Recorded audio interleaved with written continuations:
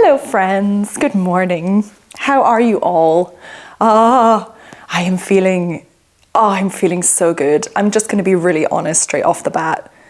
I had the most evil period this month ever, and I'm on the back end of it and I'm feeling so much more myself right now. It is great. I have so much more energy. I have motivation. I am filled with the Christmas spirit. It's awesome. And actually, I had a plan for today's video. I really wanted to do my festive favorites. It was just an idea I had for Vlogmas, and I definitely thought that I would be able to film more videos than has actually been possible, because you know, that happens.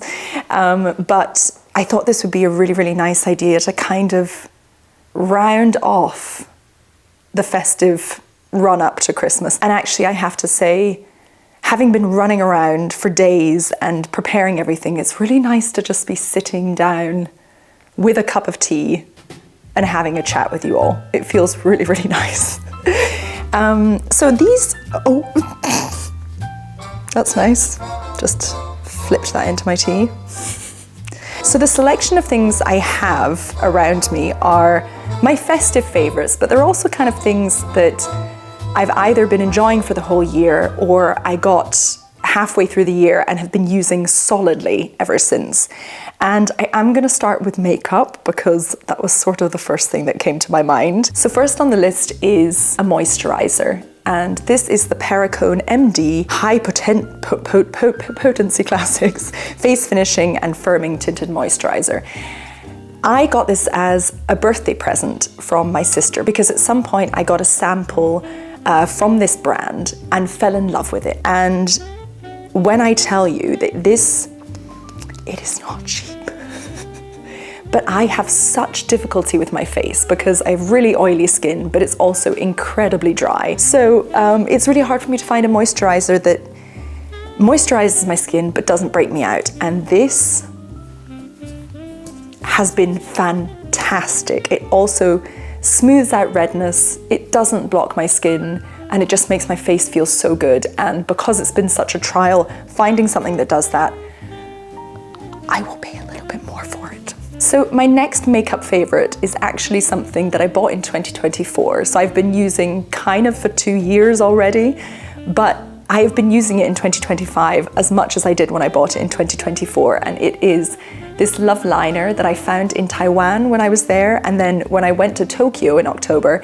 I had to buy it again. It is fantastic. I bought one or a couple of shades for a friend of mine to try out and she loves it. It just looks really good. There are such a nice selection of colors. And it's one of those that goes on very easily, stays put, but can be removed with water. It just fulfills every quota I could ever want. It's fantastic. So I have here a blusher that I have to say has been used and abused for quite a while. Yep, you can tell that's a favorite for sure.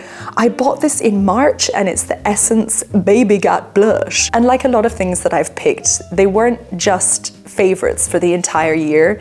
I also have memories attached to them, which makes them somehow a little bit more special. And this blusher, as humble as it is, I remember buying during the week at Easter where I was learning my driving theory to learn how to drive. And it was hard and I was struggling to understand everything and I was feeling a little bit down. And I thought, you know what, I'm just gonna go to Bipa in the break and I'm just gonna buy couple of nice makeup things just to try to lift my spirits. It's just the right mixture of rose and peachiness for my skin and goes on like a dream. The only thing is the staying power is not great, but you can reapply it so easily. It's kind of okay. And I think it cost €2.99 or something like that. So when I was in Amsterdam in August, which by the way is a city with so many nice boutique shops, I came across a brand called Na Na Na. And not only is it fun to say, it also smells very good. I am generally very picky about scents. So if I come across one I like, I normally will buy it unless it's extortionate. And I'm looking at you, Victoria Beckham, because that's not funny. I don't think this brand is particularly well known. In fact, I think it's actually solely run by one guy who one day wanted to make nice perfumes and is Dutch, Amsterdam based. and it's the Mahoganate Eau de Parfum from Na Na Na. And this is a mixture of wood and honey, depth and resilience. And when I tell you, this probably was the best buy of this entire year for me. It just is exceptional. And when I bought it, I was a little unsure about it, but I thought it's very reasonably priced. I like it, I will give it a go.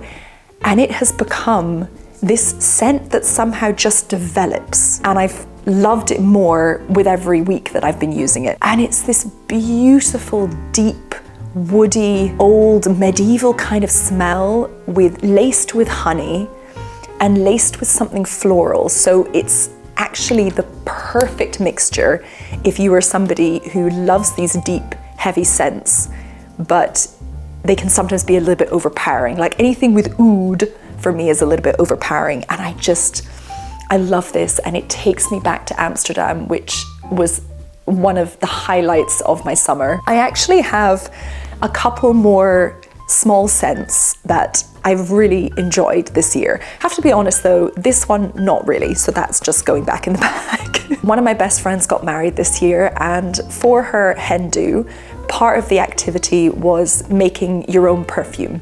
And we went to this studio in East London, run by really nice ladies who, by the way, were so welcoming, considering a wave of us, 12 women, just arrived slightly tipsy and far too overexcited, and they were so nice. And there was a whole table of essential oils, and we learned to put our own scents together. And my inspiration for this was the smell of the water and the woods in Canada when we stayed in the countryside. And so I came up with this one. It's just a really natural, simple, piney smell. That's the best way to describe it. It smells exactly like walking through a forest full of fresh pine trees. And it's sunny, but maybe the rain came sort of 4 days ago, so it's still damp, but it's fresh and everything's glossy. And that's the smell of this scent. And I love it so much because I have never found anything that smells like this. So for clothes this year, I have actually been decently abstemious. I'm quite proud of myself. So there are really only 2 brands or platforms that I've really enjoyed this year. And the first is Onitsuka Tiger. I have talked about them a lot. I bought earlier this year a pair of the Mexico 66s in this canary yellow, and I saw them online and I just went, I have to have those. And I love them so much. They are the closest shoe I have that resembles walking barefoot. They are so unbelievably comfy. And when I was in Tokyo, I bought a second pair, which are these beautiful kind of metallic, almost gunmetal gray. And I thought the color was so individual. My next favorite is probably more of a festive favorite than it is a favorite for 2025, because I only started purchasing from them sort of in the last couple of months, but I have been enjoying the selection on Vinted so much. Vinted is very similar to Depop. It's one of those apps where you can upload, maybe like eBay, you can upload clothes you don't want anymore, sell them for a really very reasonable price, and somebody else can enjoy them. And I have found 3 Christmas presents on there that came and are fantastic that I never would have found in the shops. And on top of that, I bought a pair of leather loafers from a lovely seller in Austria. They are so beautiful. They're 100% leather, and I got them for such a reasonable price. And I've been wanting a pair of loafers for a really long time, but because I have really big feet, they often look just kind of laughable. But these loafers have a little bit of a pointed toe, which I think makes them look a lot more flattering on my feet. And what's more, the selection of clothes that I see are from Austria, France, Italy, and Germany. So they're it's also kind of good for the environment, but also the Italians have such beautiful taste that there are some stunning options on Vinted. So yeah, I think it's going to be something I'm really going to be enjoying further into 2026. My foot has gone to sleep. So numb. Actually, this is a great opportunity to show you some shoes that I have been using this winter. I bought them in June. They are the North Face Thermoball Mules. Oh, blood's coming back, and they are so warm and comfy. I love them so much. Oh. So when I thought back to the books that I'd read this year, I actually realized that I've appreciated reading and books this year more than ever. And I've always loved books. I've always enjoyed their smell, especially the old ones. Like when you walk into a bookshop and you get that wave, that smell of paper, I can't even describe it. It just, it makes me so relaxed. And anyway, I realized I've been appreciating the act of reading so much more this year. And I've kind of been more indirectly mindful about it. I've been drawn to bookshops more, and I've been researching books or authors that I enjoy and learning a bit more about their life and reading more books from them if indeed I've already read a book by them and enjoyed it. And it's been so nourishing. There's so much to read, you never get bored. And it's sort of in tandem with that, what's funny is that I read quite a lot of books this year and quite a lot of them were a bit meh. So I only have 2 books to include in my favorites for this year. And the first one is The Immortal Life of Henrietta Lacks by Rebecca Skloot. And I think I actually got this book 2 or 3 years ago, maybe even longer, from my mother, and I just didn't pick it up until this year. But it's fascinating. It's about the HeLa cells. So every laboratory, every scientific laboratory in the world has probably a sample of HeLa cells. And these cells were taken from a normal black working class woman in the States in, I think, the 1940s, late 1940s. And they took these cells from her body without asking, and she had a really vicious type of cancer. And normally, they were taking a lot of people's cells back then, but normally when they took the cells, they'd be able to keep them alive for a bit of time, but then they'd die. And what was fascinating about Henrietta Lacks' cells is that they never died. They just kept multiplying and multiplying and multiplying, and throughout the decades, that's meant that they've been able to mass distribute these cells.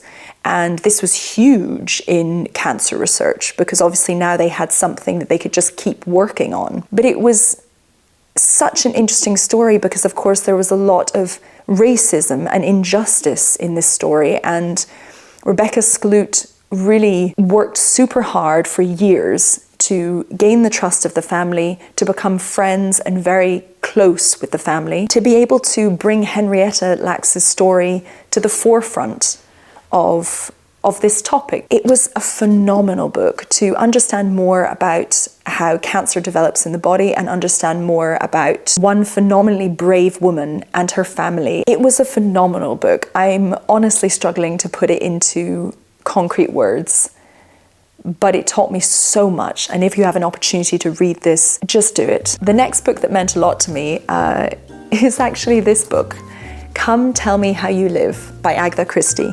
And you probably know by now how much I love Agatha Christie. Just love that woman. But up until this point, I've only ever read her fiction, her murder mysteries.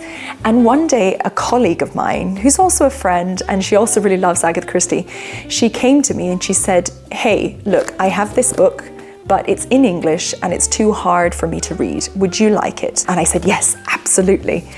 And this is actually a jolly memoir of several summers that Agatha Christie spent in, I think it was Syria. Yes, Syria and Iraq with her second husband, Max Malawan, who was an archaeologist. I have been such a fan of her for such a long time, and she kept her life so private. It was honestly a joy to be able to have a little bit of a window into what her daily life was like. And she was very down to earth, and I think she was really fascinated by her husband's work, and it also provided a lot of inspiration for her stories like Appointment with Death, Murder in Mesopotamia. There are definitely several others, and I just had so much fun with it. It's connected to a lovely memory. It's a brilliant book, and it's a very easy, enjoyable read. Music is anyway a huge part of my life, but I've been kind of delving deeper into a different part of music this year, and that is songwriting. And actually, that includes another favorite, because I have so enjoyed our piano this year. You cannot believe it's so restful. I've been really improving my piano playing, and I've also been having so much fun writing songs, and I've no idea if they're good, but also that doesn't really matter, because the whole act of being able to put my emotions out into lyrics and into chord progressions has just been so healing, and has allowed a certain creative part of myself I don't always get to use, has allowed that to just come out. And I think I've been inspired by quite a few artists. There are artists I've been listening to and artists I've been inspired by. And the artists I've been listening to are, in general, Julia Cole and Alexandra Kay and Emma Nissen. And Alexandra Kay and Julia Cole are pop country artists. And I just love their writing. I love their energy. The songs are just beautiful. And Emma Nissen I've been listening to because I just started crying. She popped up on my Spotify one day and I just bawled my eyes out. And I found so much beauty in her voice and so much skill. I mean, just her scat singing is, I want to say like no other, but it's like Ella Fitzgerald. I'm just going to be frank. But for inspiration with songwriting, I've been really enjoying Cat Burns. Yeah, Cat Burns is great. Just have like a low-key crush on her, I'm not going to lie. But she has this beautiful way of writing lyrics like she's sitting across from you and having a coffee and talking to you. And she's just telling you about her day. She's telling you about stuff she's struggled with. I just love the soul in her voice. I love how low she sings.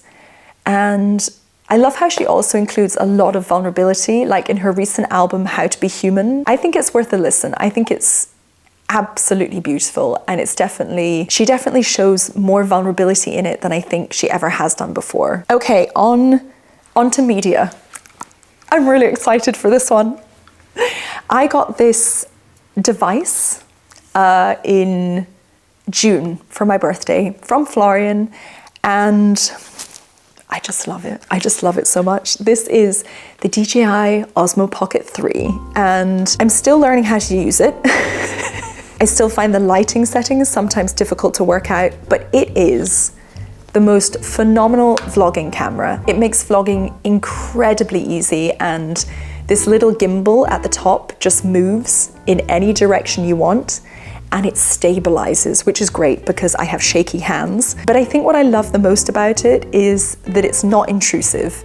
It's a really small camera, it's a really small device, and it makes it really easy to get excellent shots without kind of waving this huge camera around. It was such a generous present from Florian, and I've been having so much fun with it, and it's making vlogging on the go so easy. It's just the perfect camera for the shy vlogger, and most of the time I'm still a little bit shy. I think in general I've tried to be a little bit more mindful this year than I normally am, and I feel like that's fed into not only reading but also the clothes I buy, the places I go to, and also content creation. And I've been really enjoying following specific YouTubers and tuning in almost like a TV show every week. And I didn't used to be that person. I would actually just kind of watch YouTube videos for the topic more than the person. And so I'd have a feed full of different things, and I'd just click on whatever I fancied. But I've really been enjoying kind of following the journey of a YouTuber, and these sirens are going crazy. I don't know if you can hear that. But it's kind of been making me more relaxed, obviously. And I wanted to share the names of 3 YouTubers I've been watching pretty much throughout the year. And the first one is Miranda Mills, and she is a YouTuber that focuses on books in general. She goes on literary excursions. She's also written a book, and she has an extensive library and likes to review books and also tell you new books she's bought. And she just has a very restful channel. It's really enjoyable. And through that, I've found a lot of books that I've bought as presents or I've enjoyed myself, because we kind of have similar reading styles. And I like how she doesn't really have intense editing. She doesn't cut what she says a lot of the time. She just talks really naturally. And I find her videos really soothing. And the second person is Tiana V.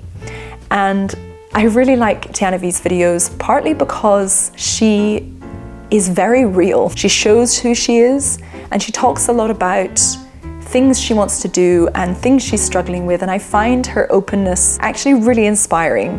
On top of that, her editing is the bomb. It's really nice, and her whole aesthetic is very soothing, very peaceful. I just think she is mega talented in what she does, and I think she's worked really hard, but she has a natural knack for content creation, and that's really cool. And the third person is Alexis IRL, and she used to be AMBLIVES, but I think she's Alexis IRL now. And I've actually had the pleasure of chatting to her as well.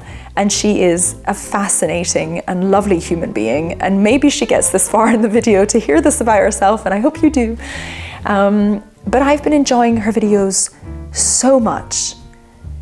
She also has this amazing ability to really have a natural conversation with you when she films a video, and that's something I really do struggle with. I'm trying to be as natural as I can be, but it's hard. And I not only find that really fascinating, really interesting about her videos, but I also love the topics that she talks about. She's really perceptive, and she really thinks about life and thinks about interactions with other people. And I find her videos to be like really good food for thought. And she's also vulnerable and shares her challenges in life. And that's really inspiring too. Okay, I feel like I'm chatting for ages, so I'm trying to speed this up, but also not speed up, if you know what I mean. I'm such an overthinker, it's not even funny. I've also tried to be more mindful about scrolling and being on my phone, and it is a work in progress for sure. I still find it difficult, and I'm still quite addicted to it. However, there are 2 apps that I have started using more this year that I hope stay, because they've been great. And the first one is Goodreads, which I made an account for years ago and then I stopped using it.